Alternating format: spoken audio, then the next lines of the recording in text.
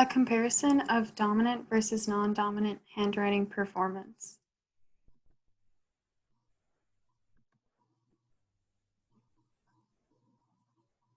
Before getting into the details of the non-dominant handwriting task, it is important to understand Fitz and Posner's stages of learning. This three-stage model is comprised of the cognitive stage, the associative stage, and the autonomous stage, which is essentially having a learner move from being a novice to an expert in a specific skill. The first stage of learning in this model is the cognitive stage, which consists of the initial exposure and practice of the movement. When a learner is in the cognitive stage, a lot of focus is required to perform the skill. This stage is where the most errors can be seen. The second stage of this model is the associative stage, which is defined by the increase in consistency from the initial learning of the movement.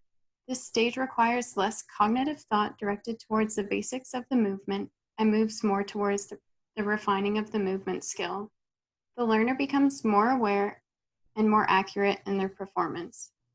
The third and final stage of Fitz and Posner's model is the autonomous stage. This is where the learner is close to becoming an expert or an expert. The learner can self-correct and produces minimal errors while performing. Their movements appear smoother and more sequential as they gain confidence with experience. An example of a learner moving towards the autonomous stage from the associative stage can be seen in sports, when a player moves from refining fundamental skills to having more cognitive thought focused on game time situations and strategizing. In Simon and Bach's 2017 study, the role of cognition for different stages of visuomotor adaptation in younger and older adults, the automation stage was not reached. Their older adult participants were unable to automize the skill in the allotted amount of trials.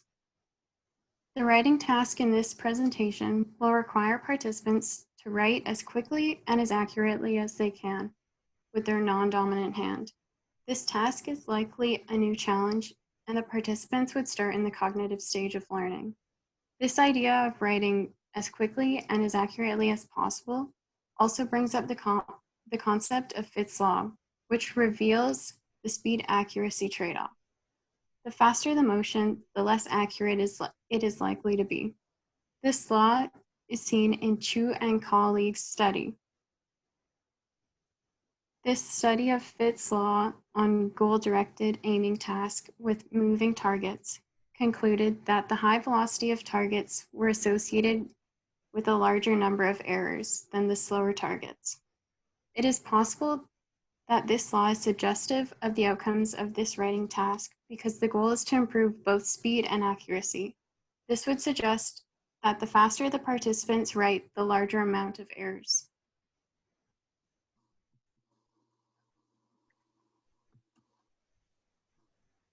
Methods and procedure.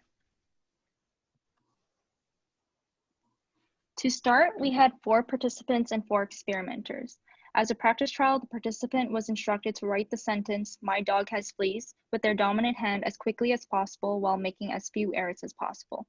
An error is defined as going outside of the lines provided, with the exception of letters that have descenders such as G and Y. These errors were circled after each trial by the experimenter. The practice trial was timed and recorded in order to create a baseline for the following blocks. Any errors that occurred during this trial were also recorded.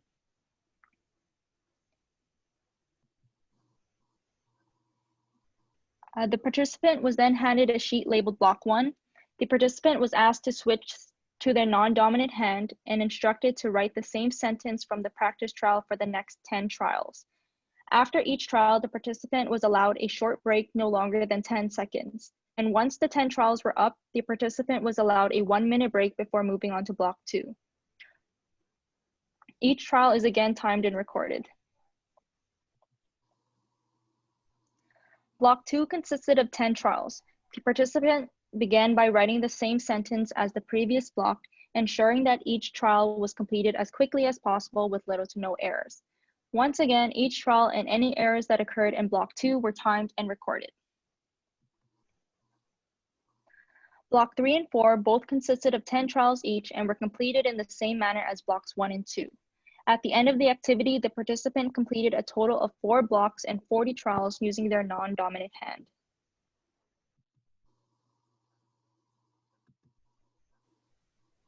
Throughout each block, there were many changes in time and number of errors. Overall, the time to complete each non-dominant handwriting trial was on a downward trend. Between each group member, Block 1 had an average of 15.76 seconds, while Block 4 had an average of 11.32 seconds.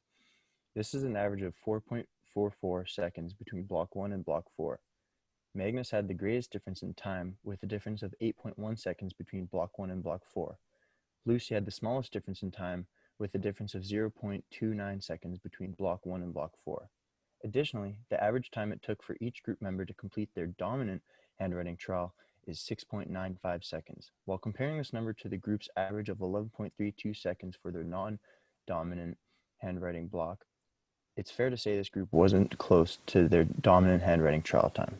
Now, for number of errors, overall, the number of errors that occurred throughout each non-dominant handwriting block was on a downward trend. Between each group member, the Block 1 average was 2.15 errors, and the Block 4 average was 1.18 errors. This is a difference of 0.97 errors between Block 1 and Block 4.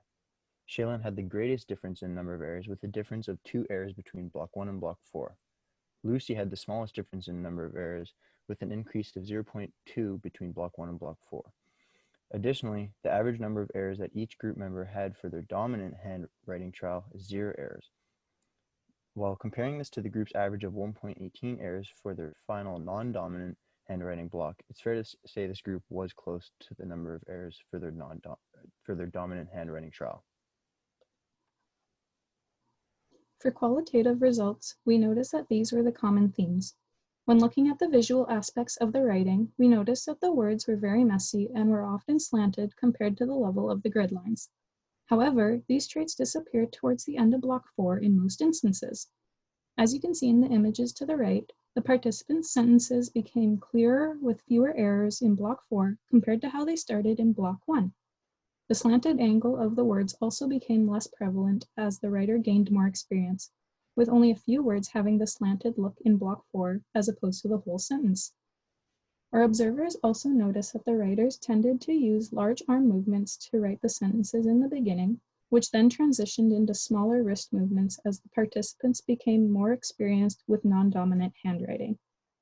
Some participants also felt that they were holding the pen with a tighter, less natural grip compared to how they would hold a pen with their dominant hand. This change in grip also caused some participants to feel like they were not applying as much pressure onto the paper when writing the sentences.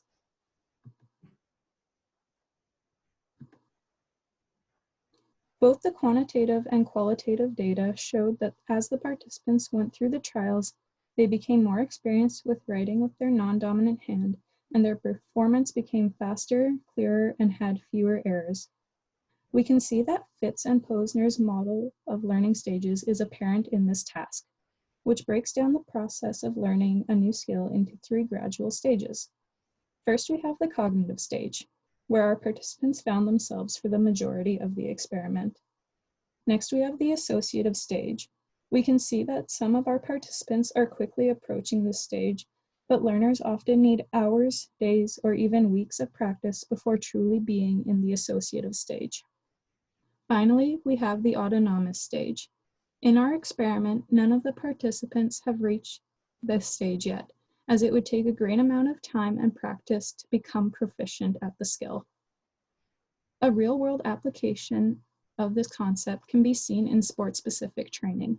For example, soccer is a sport where ambidexterity is considered a huge asset in games. By applying the stages of learning model, coaches could train their athletes to become better players with their non-dominant foot, resulting in a more well-rounded athlete.